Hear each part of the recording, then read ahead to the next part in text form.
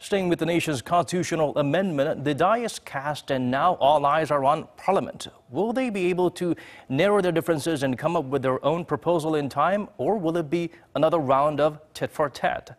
Kim Min-ji helps us gauge the possibilities of both scenarios. The ball is now on the National Assembly's side following the submission of the government's proposal to amend the Constitution on Monday. March 26th gives Parliament the full 60 days for deliberation and takes into account other legal procedures that's required in time to hold a referendum alongside local elections on June 13th. The president's proposal came as talks have made little progress at the National Assembly, with lawmakers unable to come up with a proposal of their own. The government hopes that its submission will be able to stimulate parliamentary talks.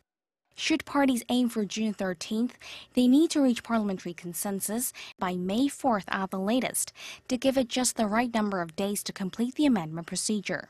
Any proposal, whether it be the government's or Parliament's, will need more than two-thirds backing from the 293-seat National Assembly to pass. But the main opposition Liberty Korea party, which holds almost 40% of the seats, has been strongly against the government's draft.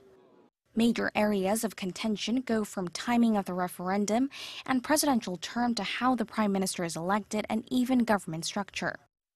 Although it's unclear how things will turn out, the die is cast, and since the information of the bill has been made public, the parliament will no doubt face a great deal of pressure.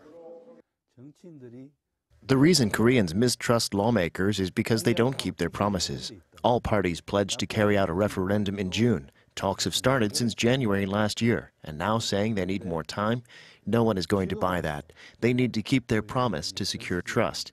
On top of that, cost saving. It will also mean more voter turnout for elections. However, it now depends on how much parties are willing to concede.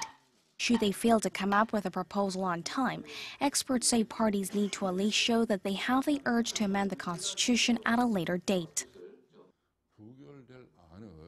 Because it requires two-thirds support, the main opposition party could just turn it down.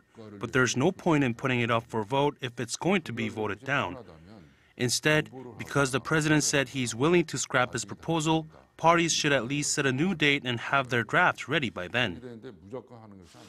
For the next month or so, the National Assembly will be under the microscope, with interest focused on how parties will narrow their differences and land on the same page, or whether they will stand on parallel lines and in opposite directions. Kim Min-ji, Arirang News.